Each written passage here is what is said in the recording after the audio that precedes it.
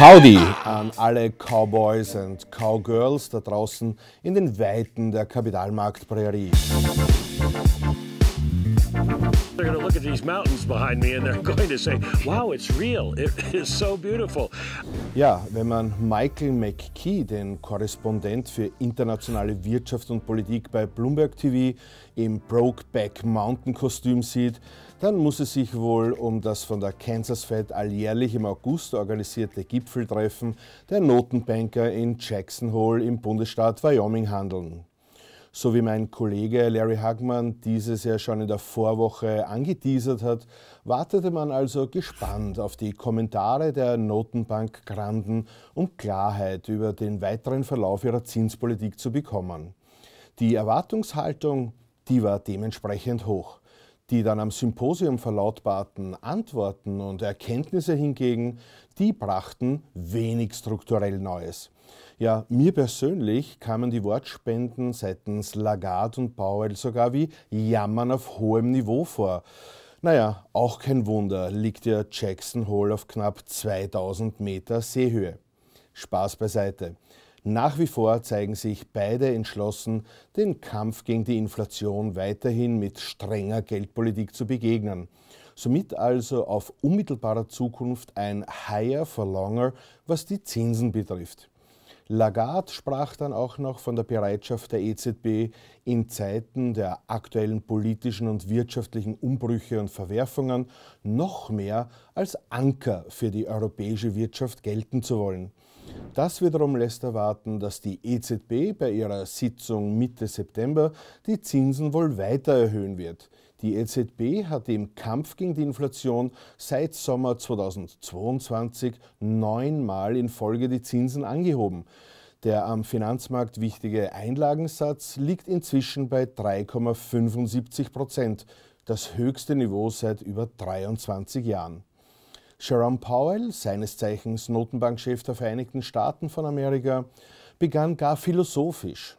So sprach er von Navigieren nach Sternen unter einem wolkenverhangenen Himmel. Das Doppelmandat der Federal Reserve wurde stark betont, sprich einerseits die Preisstabilität und andererseits eine anhaltende Periode starker Arbeitsmarktbedingungen gelten als Voraussetzungen für zukünftige Zinsaktionen. Beide Faktoren haben sich in jüngster Vergangenheit positiv entwickelt. Aus diesem Grund mehren sich auch die Hoffnungen eines womöglich allerletzten Zinsanhebungsschrittes, der nicht zwingend im September über die Bühne gehen muss.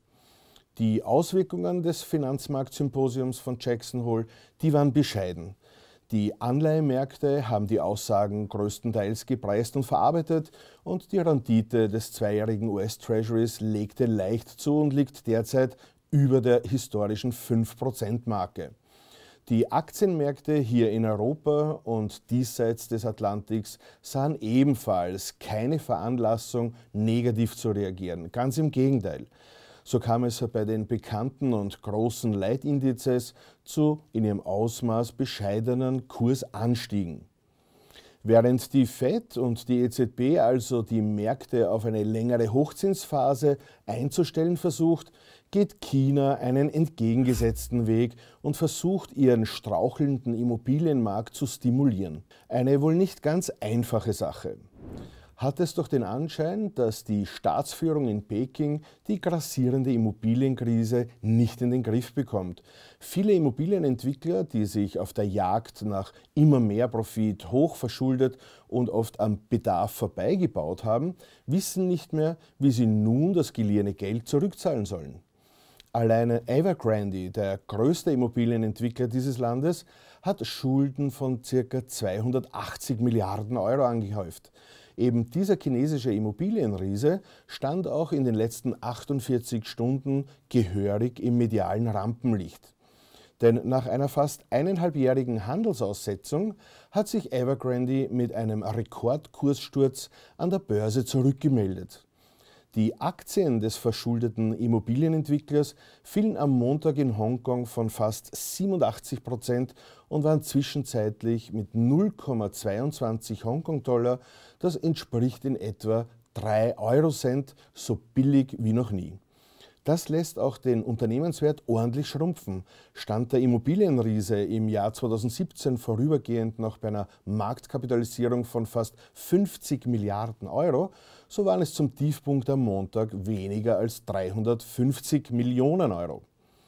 Der Handel mit Evergrande-Aktien war ja 17 Monate ausgesetzt, nachdem der Konzern bereits 2021 mit Zahlungsausfällen ein Beben am chinesischen Immobilienmarkt ausgelöst hatte. Inwieweit die Sanierung der Immobilienbranche gelingen mag und wie sich die Auswirkungen einer tiefgreifenden chinesischen Immobilienkrise auf die Weltwirtschaft auswirken, das dürfte eine der großen Fragen der nächsten Wochen sein. Das war es auch schon wieder. Danke für eure Aufmerksamkeit. Bis zum nächsten Mal mit einem Servus aus Wien. Euer Christian Leinweber.